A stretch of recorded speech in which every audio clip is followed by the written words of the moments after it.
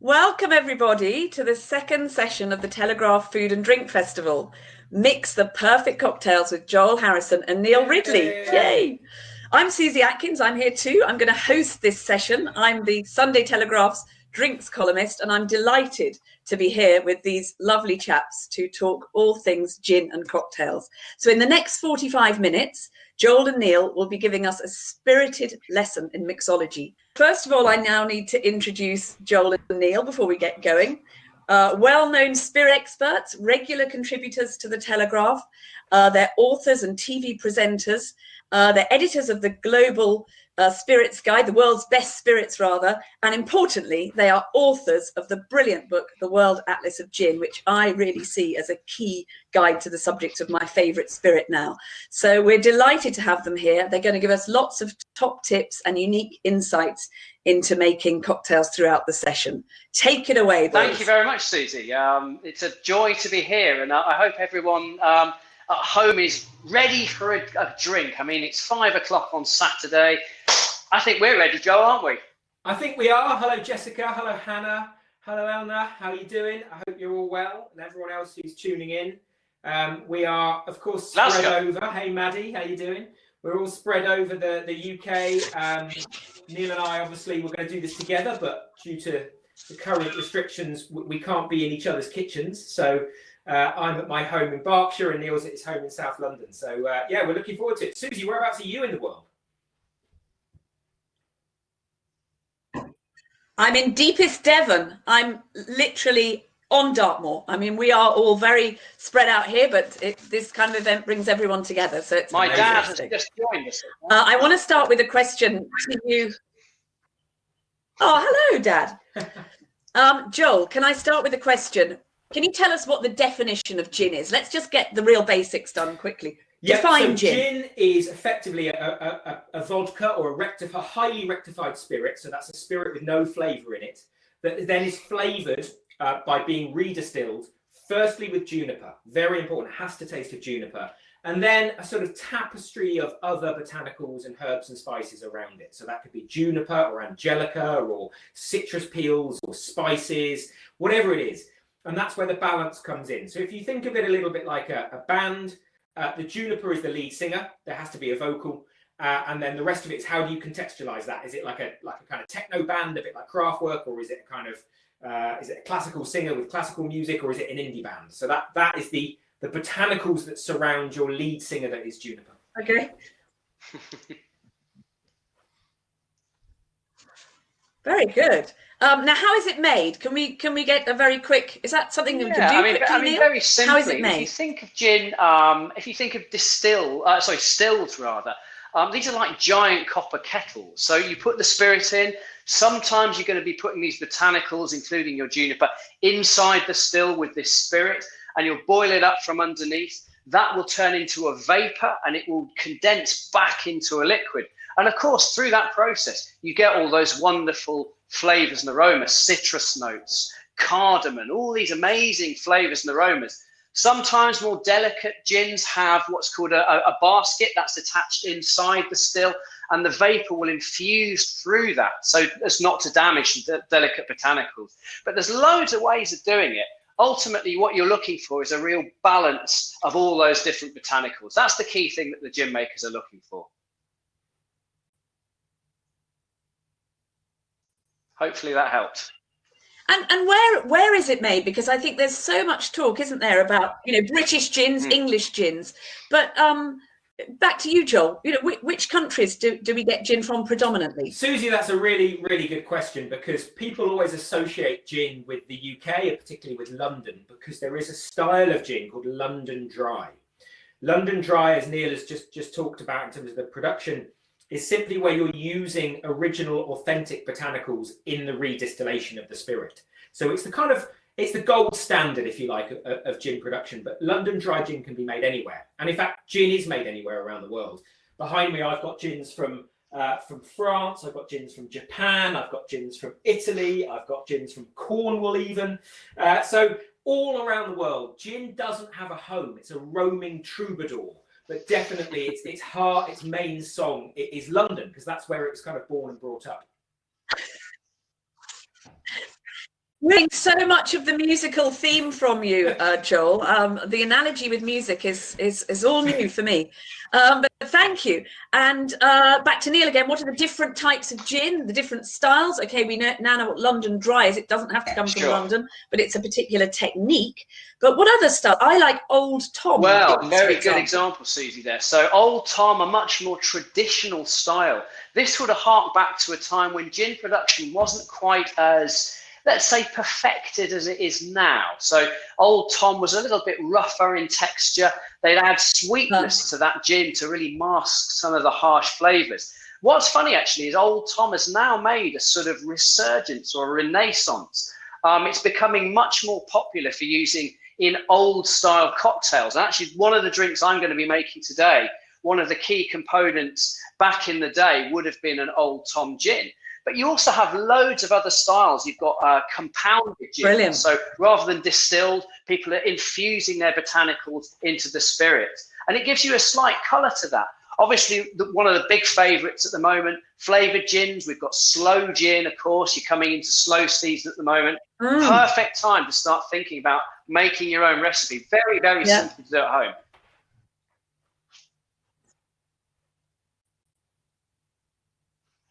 Absolutely.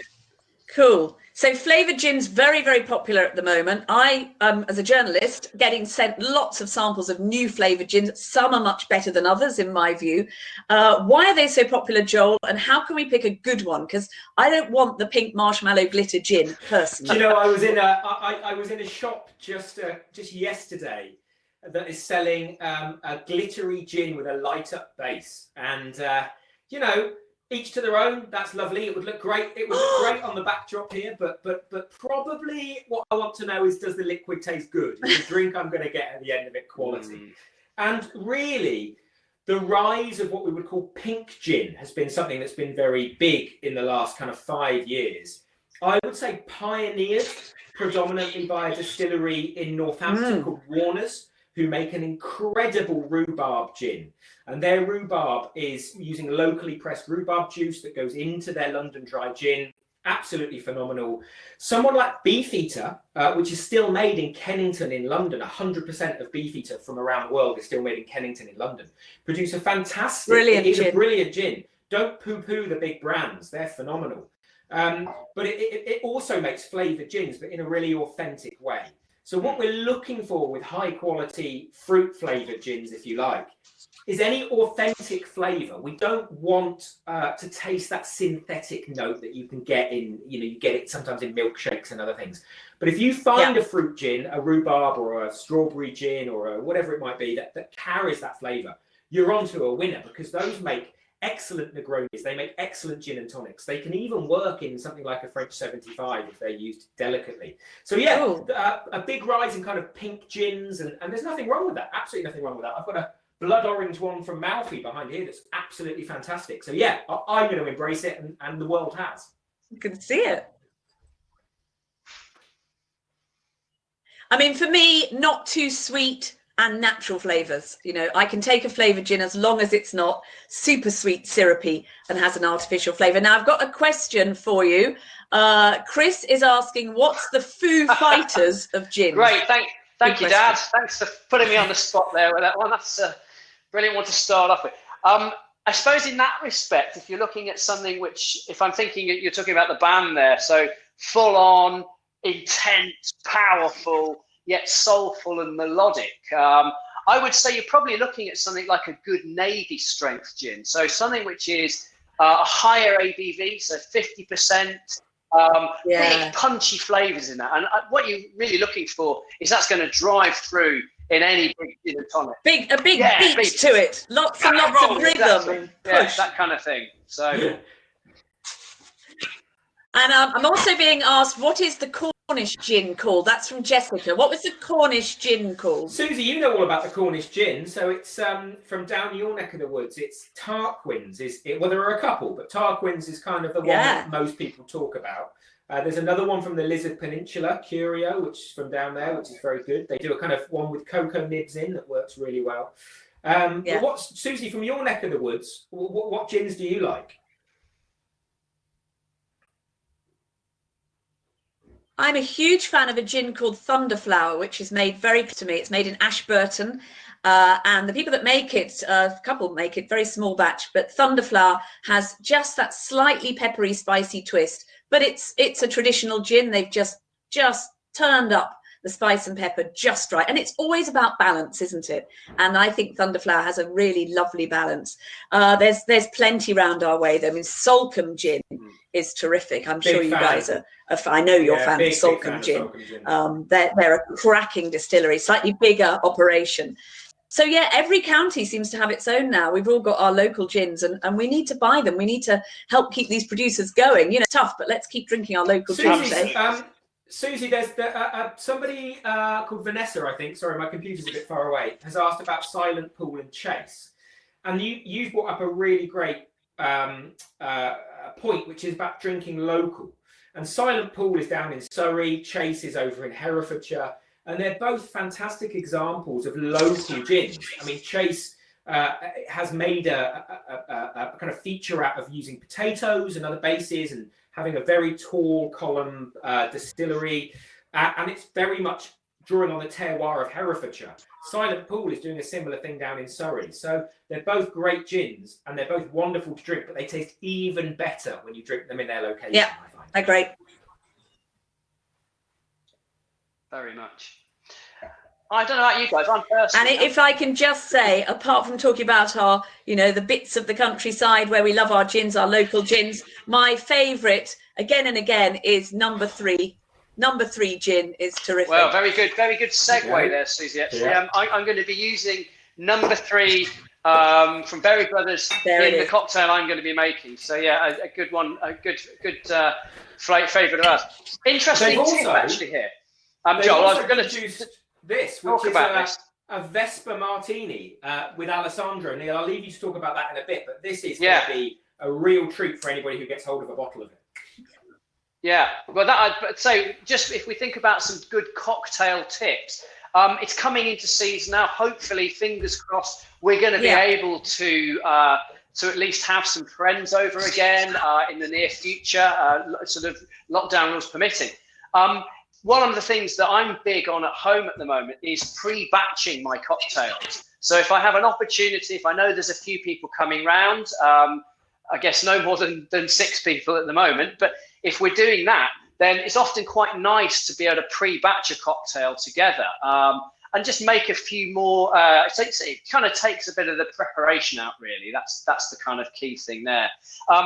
Joel brought up one there, actually. This is a pre-bottled Vespa Martini, actually, which is made by a good friend of ours at Duke's Hotel.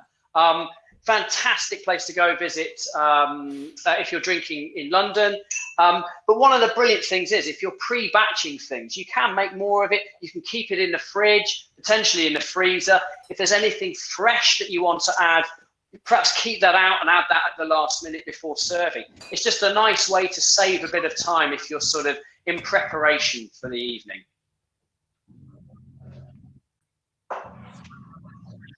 Oh, good. Good idea. Now, lots of questions, and I'll try to get to them and ask you guys some more questions as we go along. But I think we probably need to start making the coffee. So, Joel, I think we're going to go to you first. Do you want to say anything general about gin cocktails, or do you just want to get going with yours? I'm just going to get going, but I am going to just address 2 questions that have come in about sloe gin. And my absolute favourite cocktail, and I would go head to head with anybody who wants to take me on this, but I would say a sloe gin Negroni is almost better than a gin Negroni. Oh, that's fighting talk, that is. I know it is fighting talk, that. And but the people who ask about sloe gin is phenomenal. You can make it at home. You can buy excellent examples of it nowadays, and each to their own, do what you want to do. But when you have your sloe gin, making a sloe gin Negroni is just a phenomenal thing. But we'll talk about that in a bit, the Negroni and the wonderfulness of a Negroni. But I'm going to make the first cocktail of the afternoon/evening. It's just 5:15. My football team have lost today, and so I'm going to need something to cheer me up. And I think I'm going to make an Elderflower Gimlet, but we're going to put a bit of a twist on it. So a gimlet is a classic cocktail that's effectively just a mix of lime cordial, and gin. Super easy. If you've got Rose's Lime Cordial, it's just like equal parts Rose's Lime Cordial and gin in a shaker, shake it up, strain it into a coupe. Dead easy. There are many stories about where it came from. I've been telling one for years that's probably wrong, but we won't go into that today because I'm going to make a Cotswolds version of it. I'm going to use Cotswolds gin. I'm then going to use my mum's homemade elderflower cordial. Now, you can use any elderflower cordial you want. You can use this, which is bottle green. Brilliant. Which is fantastic. Comes from your local supermarket. But my mum's tuning in, and she's Norwegian, and she's even put it in a Voss water bottle. So I'm going to be using that. They live in the Cotswolds, my parents. So it's Cotswolds elderflower, Cotswolds gin, a little bit of lemon juice that I've pre-squeezed, and some dashes of bitters. And I'll talk to you about bitters when we get to them. But the first thing we need to do is we need to kick off with a cocktail shaker. So like a magician, my cocktail shaker is empty. But the first thing we need to do with any good cocktail shaker is put in some ice. So therein goes 1 block of ice. Why 1 block? Because my ice is quite big. If you've got smaller blocks of ice, stick a couple of blocks in. Why are we putting ice in our cocktail shaker? We're doing it to chill the drink down. Now, there are 2 types of cocktails. There's a shaken cocktail, which I'm going to make, and there's a stirred cocktail, which you might see in a minute. And the difference between the 2 is when you shake a cocktail with ice, you're going to chill it but not dilute it. And when you stir a cocktail with ice, you're looking for the dilution and the chill. So here, getting my ice in there, getting it nice and chilled. You then need a measure. Here's a little measure. It's got 50 ml on the top and 25 ml underneath. It's called a jigger. Very simple.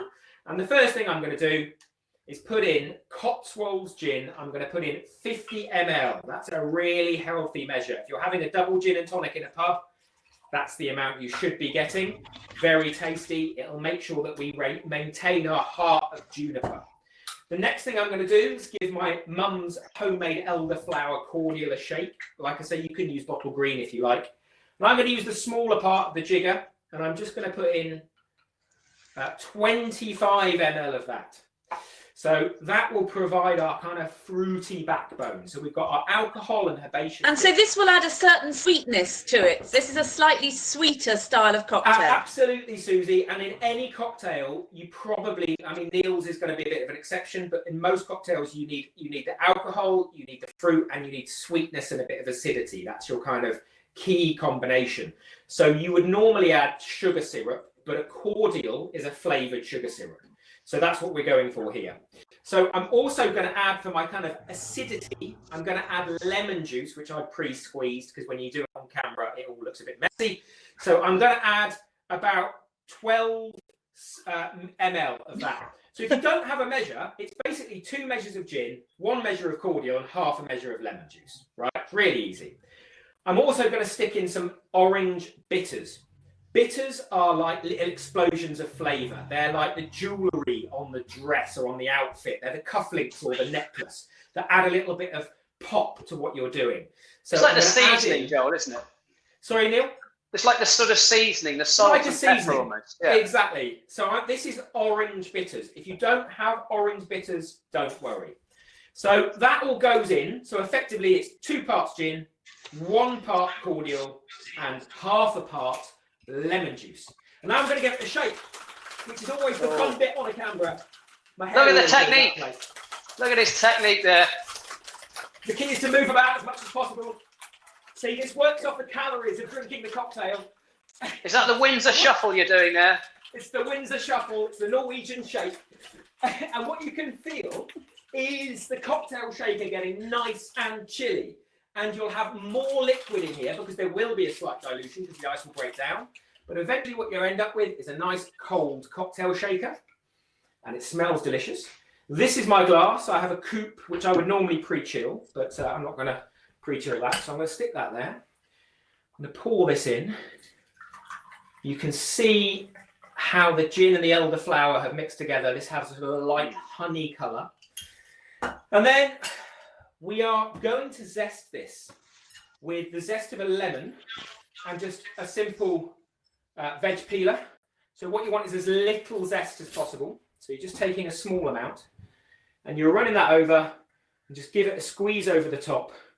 run it round the rim, and that will give you a lovely lemony flavour as you go to drink it. Now, if like me, you're a drinks writer.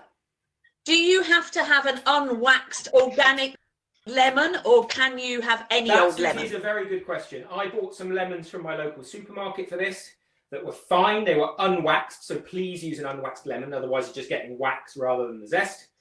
But today I was at a supermarket that sells Italian Malfi lemons, and that's what I'm using for this.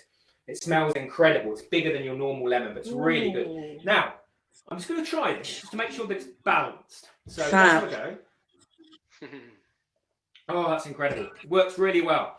The lovely citrusy juniper notes of the Cotswolds mixed with the elderflower, and the fruitiness and the citrus comes through.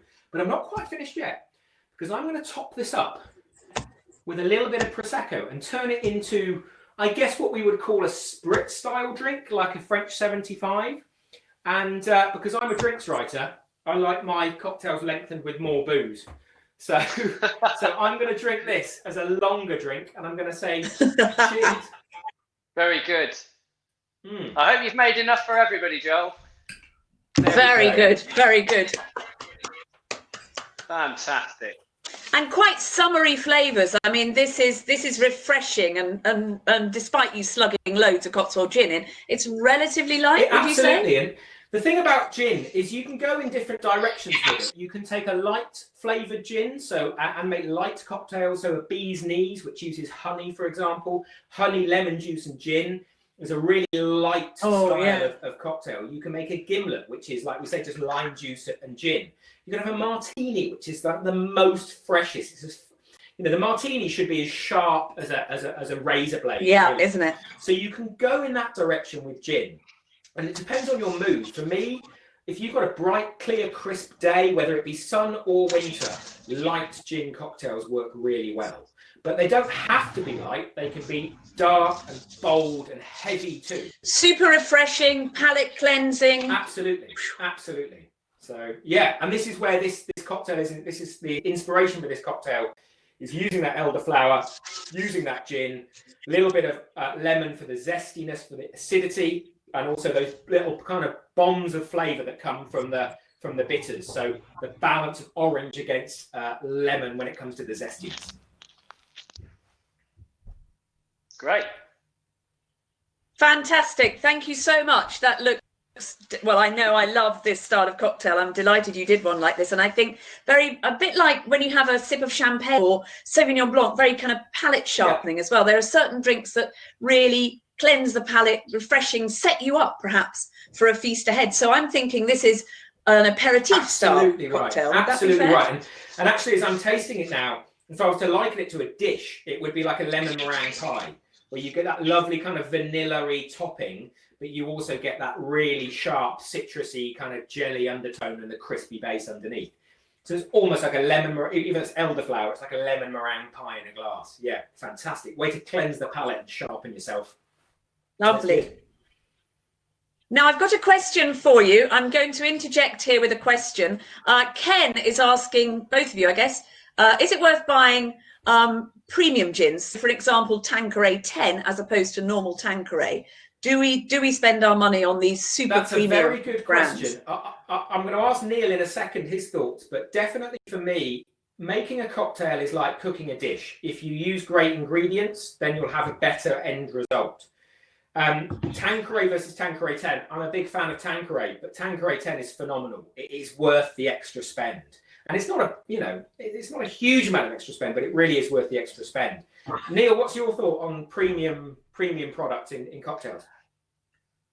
I think, as you said, Joel, I think you really do get what you pay for these days. Now, one of the key things is, we talked about this at the very start, there is nothing inherently wrong with some of these big brands that we've all seen and known and loved and grown up with for many, many decades. And the reason they're still around is simply because they are exceptional. They've stood the test of time.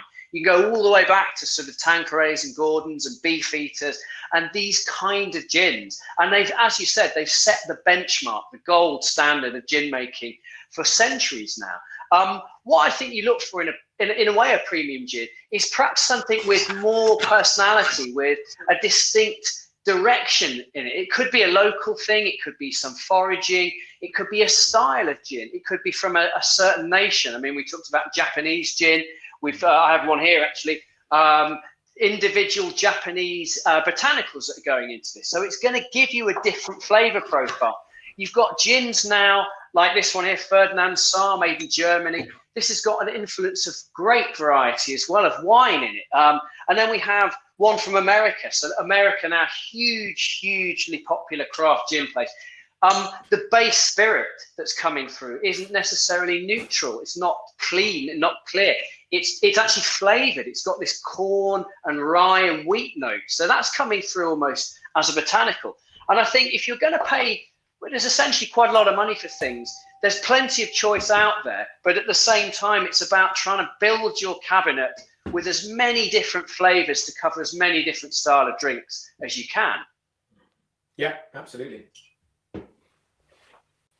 And certainly to say something that maybe is very obvious, but if I'm going to think about spending money on a serious, very expensive premium gin brand, I will make sure I've tried it in a bar, or even if I can get hold of them in first, because they are very expensive. Your taste in gin is just as personal as your taste in wine or clothes or books or whatever. So make sure it's one that you know you like before splashing out. Just have one in a bar, see if you like it before you go for the full bottle. Absolutely. Obvious, but true. Absolutely. Very good. Now, Neil, are we done? And we can turn to you now, because you're going to make us a very, very different cocktail that will take. And I've got some questions coming up about sort of darker gins, darker cocktails and things. Can I hand over to you? You're going to do something quite different. Yes, I am. I noticed there's a question coming through about, can you give us a good example of a dark and maybe more slightly complex cocktail? So as we said, Joel, very much a good aperitif style, freshens the palate, really opens up the evening for you. Well, the one I'm going to make is certainly a historical classic. It's a much bolder, much richer, much more textured and complex style drink. This is called the Martinez. Now, for those cocktail buffs out there, hopefully there's going to be a few people here who will know or be familiar with this drink. But for those of you who aren't, this is supposedly the precursor to the martini. And if you go all the way back to it's about 1884 is the first record of this cocktail in quite a famous book, actually, The Modern Bartender, by a guy called O.H. Byron in America. And what Byron was explaining was that this was almost like a gin Manhattan. So when you think of that, if you're familiar with the Manhattan cocktail, you've got whiskey, you've got sweet vermouth, you've got bitters, you've got lots of big complexity going on in the mouth. The same thing applies with the Martinez, in as much that it's a big, bold, rich, dark flavored cocktail. So I'm going to make one for you now. What I love about this drink is it is a nice progression. If you like things like the Negroni, for instance, it has a similarity to that. It is a big punchy drink, but of course it's a bit more elegant. It's not in a tumbler. It's in one of these lovely coupes as well. One tip I would give you, and Joel alluded to this earlier, is to try and give your presentation skills a bit of a boost here. Always try and chill your glassware down if you can. So if you can keep them in a freezer, try and do that beforehand. I've just added some ice into mine now, just to sort of give that lovely sort of frosted look when I pour the drink. So I'm going to be stirring my drink down in what's called a mixing glass. You don't necessarily need to have one of these at home. You can use a big Kilner jar.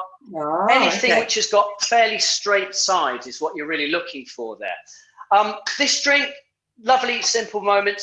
I'm looking for a classic style gin. So originally this would have been either what's called an Old Tom, which we talked about, that sweetened style, or something called Geneva, which is almost a forerunner to gin. So that's a bit more malty, a little bit less botanical heavy.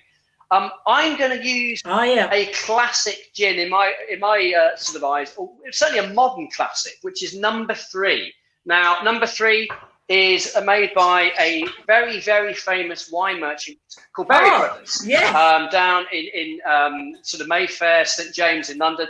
This gin for me typifies everything I love about classic cocktails. There's a simple botanical base to this. You're looking at only a few, I think eight botanical. We've all got a bottle of that. Great. 8 different botanicals going into this.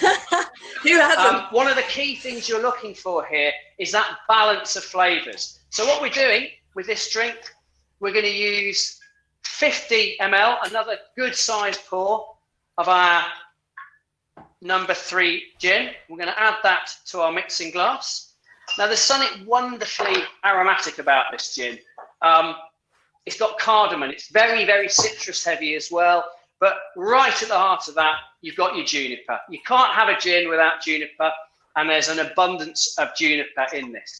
Now, the other key ingredient to this is a sweet vermouth. So if you have vermouths, you may be familiar with Martini, Cinsano, some of these classics of the yesteryear. Still great brands.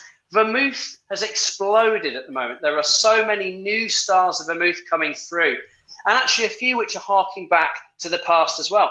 The one I'm going to use today is, I would say, another almost cabinet staple if you're going to get serious about cocktails. This is Antica formula. And it's, I mean, wonderfully rich, sort of almost dark chocolate, dried fruit, orange peel.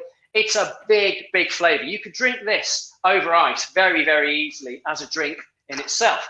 So what we're going to be adding here. That is a terrific vermouth. I totally agree. It's wonderful, and it will lift any. Can we see that bottle close up, Neil? So that's our Antica. They do this in a smaller size, actually. So this is an enormous size. I think this is a litre. They do this in a 375 milliliter version as well. So you don't have to take up valuable shelf space in your fridge, which is good, because you should always keep your vermouths in your fridge. They'll stay fresh and as they start to oxidise. So we've got 50 ml of our gin. We're going to be adding 30 ml of our sweet vermouth. So the smaller side of the jigger and just a little bit more. There we go. So that's 30 ml of that. And to balance that out, we're going to add some dry vermouth. So the counterpoint to our sweet vermouth is our dry. What we're looking for here out of this one, Dolin, that I'm using, is bone dry flavors. This is going to help contain some of that sweetness that you're getting with the sweet vermouth. We're just going to add a tiny bit of this. We're going to add 10 ml basically. So not too much, just a small amount, or half a shaker's worth. I'm sorry, half a jigger's worth. Our next ingredient is something called Marischino liqueur. Now, some of you may be familiar with this. The original recipe, actually, of the Martinez either calls for Marischino liqueur or curacao, which, of course, is a sort of orange-style liqueur. And these aren't really that sweet. If you were to try this Marischino liqueur on its own, it's actually quite tart, it's quite dry, but it gives you a certain fragrance. And what's amazing is you only need a very, very small amount to really make a difference. So what I'm going to be using here is effectively a bar spoon's amount. You get about 5 ml on a bar spoon. So we're going to add in one of those. Neil, what's on the other end of the bar spoon? On mine, it's a fork. So you can, if you lose something down the back of the sofa, you can poke around and find that. But yeah, it's a very handy thing to have, actually. So just a very small amount of our Marischino liqueur. Already I can smell how different that is. It's given it this lovely sort of tart sweetness, but not sweet on the palate. Final ingredient here, what another classic in the cocktail cabinet, Angostura bitters. Again, there are loads of different bitters out there now that you can use. Come the apocalypse, there will be 2 things left in life. One is Keith Richard, 2, Angostura bitters. These things are almost indestructible. Every cocktail cabinet in the world has a bottle of Angostura bitters, and it never seems to go down. It's a miracle. So, I mean, again, try and explore bitters. You can try and explore different flavors in these. They are the seasoning to your cocktails. You need maybe 1 or 2 dashes of this just to give it that extra something, and that will help bind all those flavors together. So we're going to add some ice to our mixing glass now. This cocktail, interestingly, is one of my father's favorites, actually. I think my dad is online watching this, and it was him I have to thank for this, for getting me back into this drink. I discovered this probably about 15 years ago. and I'd enjoyed them a lot. I'd almost forgotten about it. And I made one for my dad at Christmas time, and then had to make one every day whilst they were staying over until they left. So, Dad, this one is for you. Hopefully I'll be able to make you another one of these very soon. So just to get that in shot there, we're going to stir this now. Joel obviously gave a vigorous shake to his to chill it down. What I'm looking to do here is to dilute my drink, and you're just stirring that very gently. If I were a Japanese bartender now, I'd be making as little a sound as possible. There's a stealth to stirring. I'm Neil? obviously doing a very good job. I think you probably hear that there. But Neil, somebody's just asked what the third ingredient after Antica formula was. It was the cherry. Oh, I'm sorry if I didn't make that clear. So before that one, you've got dry vermouth. Oh, so sorry, that was Dolin. After that one. After, yeah. So it was the cherry liqueur, the maraschino cherry liqueur. Marischino. So it's Luxardo Marischino Liqueur. You can find that pretty much in most good online retailers serve that. Again, you don't need a lot. You just need a small amount of that, and that will help give you that flavour. Don't stir it down too long, maybe 20, 30 seconds. We'll get rid of our ice from there, and we're going to strain this into our lovely chilled frosted glass. You can sort of see the frosting effect on there. I'm so disappointed for the viewers of the Telegraph today. And Susie might know this if she's seen it, but when Neil shakes a cocktail shaker, he looks like Mick Jagger. Why? Neil looks like Mick Jagger meets Basil Fawlty whenever he shakes a cocktail shaker. I'm not sure if that's a compliment or an insult, but I think it's both. I would own it. Okay. And it's very good to see you pour it is I don't know. Well, anyway, good. So we talked a little bit about lemons as a garnish. Well done, Joel. Delighted for you. We're going to do a garnish for this now. Another great tip here. Again, you can prepare your garnishes in advance. You can keep these in some water, or certainly in your fridge to keep them a bit fresh so they don't start peeling. What I'm going to be doing is just taking a big piece of this lemon peel, and you want to try and get as much of the yellow but without the sort of white pith underneath, because the pith will certainly start to give you bitterness in your drink. Yeah. Very important. I'm going to tidy that up with a knife just to give me nice smooth edges to my peel. So hopefully you can sort of see that. But this is where you can have some real fun. If you have children, dig into your child's craft cabinet, and you will find hopefully some plastic crimping shears. Now you can get professional ones of these, of course, but this works a treat. Now try and do this gently. I don't want to ruin these. Now my daughters will kill me.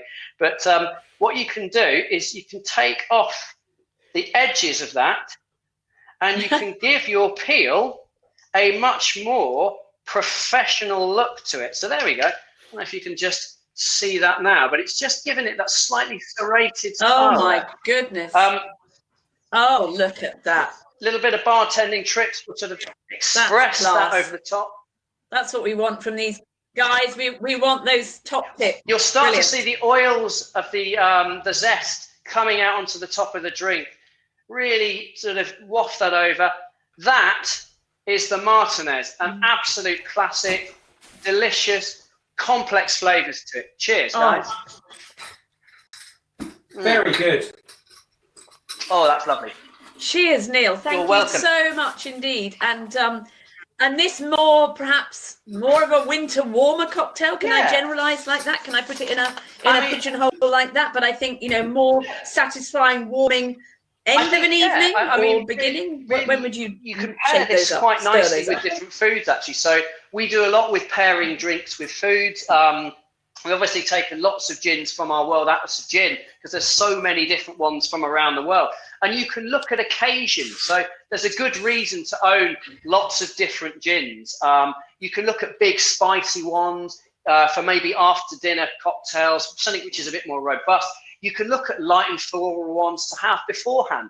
I would class this as, because of those punchy flavours, because of our sweet vermouth, that lovely rich Antica formula there, the bitters giving you spice, that tart note from the Marischino liqueur, and then the big citrus and juniper notes here from something classic like this number 3.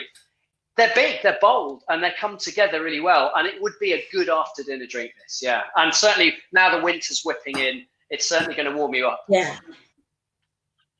I'm thinking sitting by the fire with a Martinez, you know, when you're cold, you've been for a big winter walk, really, a autumn walk, really, really lovely. Fantastic. And they're so different, aren't they? I mean, these two are wonderful cocktails, both made from the same base spirit, and yet absolutely at the opposite ends of the flavour spectrum. I think you're absolutely right there, and you'll know from the gins that you've tasted and the work that we've all done together at the brilliant Telegraph gin experience, which I really hope we can do again next year. But how versatile gin can be, and fingers crossed. If you find yourself with a kind of spicy, more robust gin, how brilliantly that works in something like a Negroni or a Martinez. If you find yourself with something like a very juniper-led gin, how excellent that is in a gin and tonic. And then if you find, for me personally, if you find yourself with a citrus-led gin, how incredible that can be in a martini, for example. And I love what you were talking about with Neil with the crimping scissors, because it doesn't have to be about equipment, right? I've got a little cocktail shaker here that I use today. You can get them really cheap off some of those internet sites that will deliver direct to your house within 24 hours.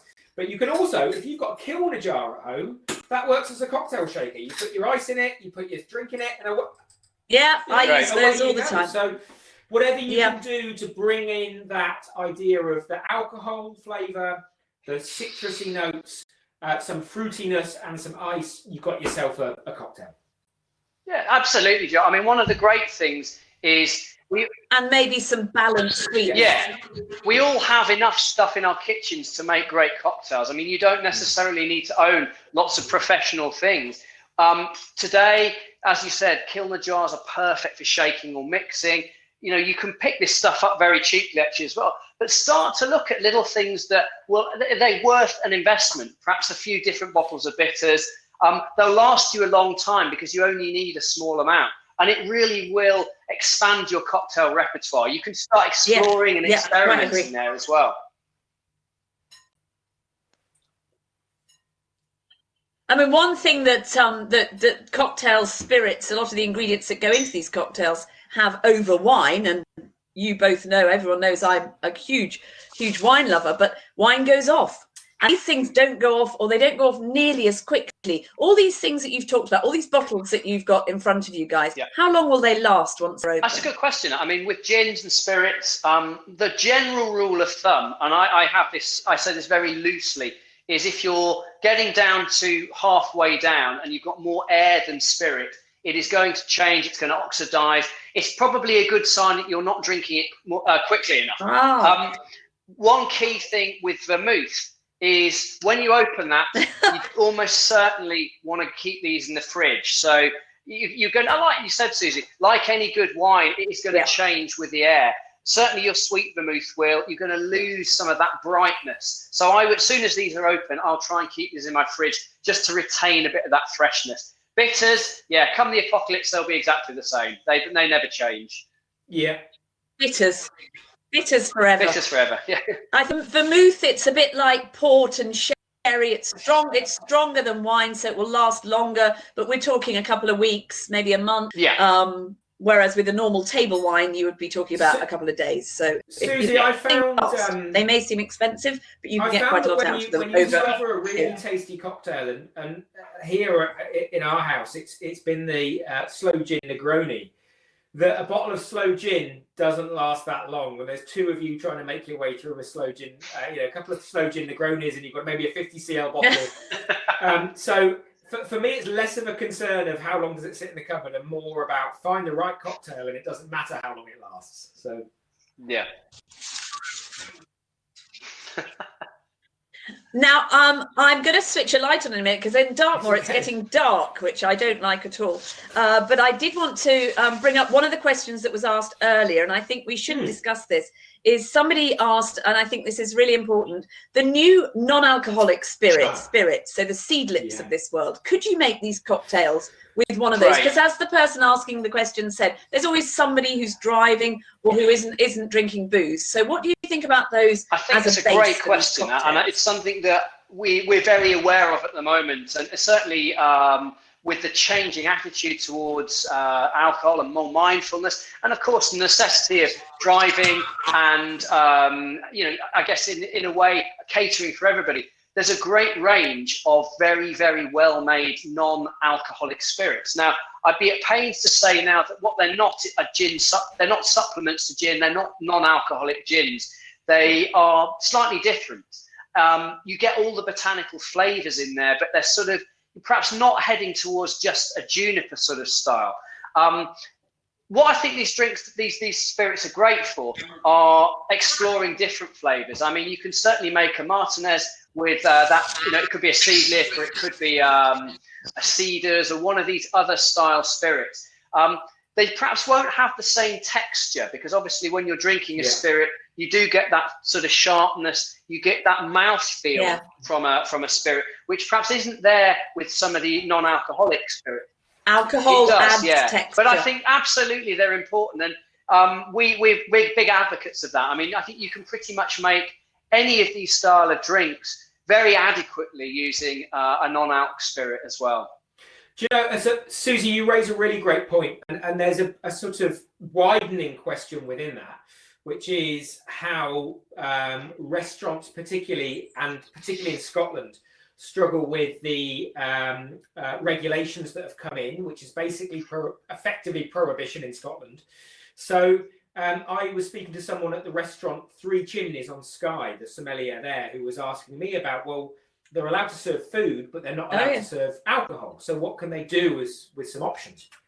And bitters is a great one. I mean, bitters do have alcohol in them, but they're so low that when you dash some bitters into a tonic, for example, really the alcohol content doesn't matter. But the other thing is shrubs.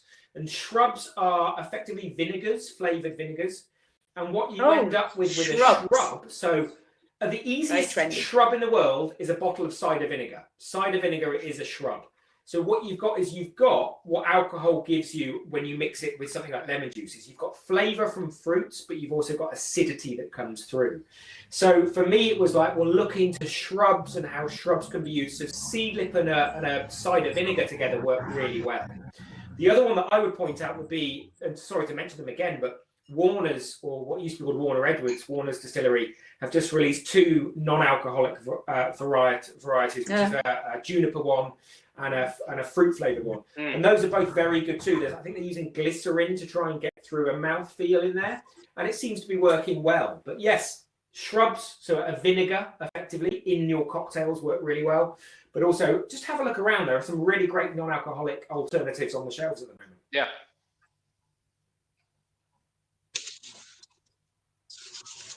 Oh, thank you for the question, because that wasn't mine. That came from our guests here. Another real quick one. Straight away, please. Best sloe gin brands. If you don't make your own, what's the one to buy? Because there's so many. Can we have a nomination of a brand? I think it's great. I've got a mini bottle of this here actually. You can see that one. Sipsmith. They make a great dry gin. I've nicked it, haven't I? I know you're going to put this one, Joel. It's terrific. Yeah, I think the balance is brilliant. See, Sipsmith. Yeah, Sipsmith. Yeah. I'm going to give you two, and my first one was going to be Sipsmith. Sipsmith Slow Gin gets a vote from Neil. Is a German gin called Elephant Gin. An Elephant Gin Slow Gin is phenomenal. Oh, don't know that one. I think it's really good. So I think for every bottle sold, they donate money to sort of elephant conservation. But it's a German-made gin, and Neil's got one somewhere. Cool. No, I haven't here. What I've got here is I've got my wife's one. Yeah, this is something we just started maybe about 4 or 5 days ago. So you can already see Neil's wife. This is very simple. Some sloes that we picked. This has probably been in now for I would have thought 4 days. Did you have to leave this? The sloes. Yeah. Yeah, they were frozen, then we defrosted them actually, There was a great question earlier I noticed about this. How long can a slow gin last for? And actual fact, you want to try and leave these for as long as you can. I have loads in my cellar actually from various different years or vintages, and they do change. They get much more complex and the aromas get sort of bolder and richer. So, I mean, I wouldn't want to see this one now for probably a year, 18 months. Cool. It's a bit like a very good red wine. As time goes by, you lose the primary bright fruit flavour, but it's replaced by slightly more savoury, earthy, toasty notes. And I make sloe gin all the time. And by the way, if you don't want to freeze the sloes, you want to get straight on it, you need to prick each berry to release the juice. They've got very, very thick skins, sloe berries. So you need to either prick them with a pin, which is quite a fun job, I guess, or freeze them, which will loosen up for you. But yeah, they last a long time, but they turn brown and they have different flavors with time. Thanks so much to everyone that put this together. We all know that things aren't easy at the moment, but for the Telegraph team to have put together a whole weekend of virtual food and drink seminars is fantastic. So, you know, the technology generally works. Thanks, guys. You've been brilliant. To everyone enjoying their cocktails, well done. I hope you made delicious things. I get the impression from some of the comments that people did. I'll certainly be making and stirring these later. I'm more probably on Twitter at Susy Atkins, but also on Instagram. If you've got any questions, please come to me later or tomorrow as well. But thanks so much to Joel and Neil. Always a pleasure to host you. And have a wonderful evening, everybody, because the evening's actually only just begun. Everyone. Cheers. Bye now. Take care.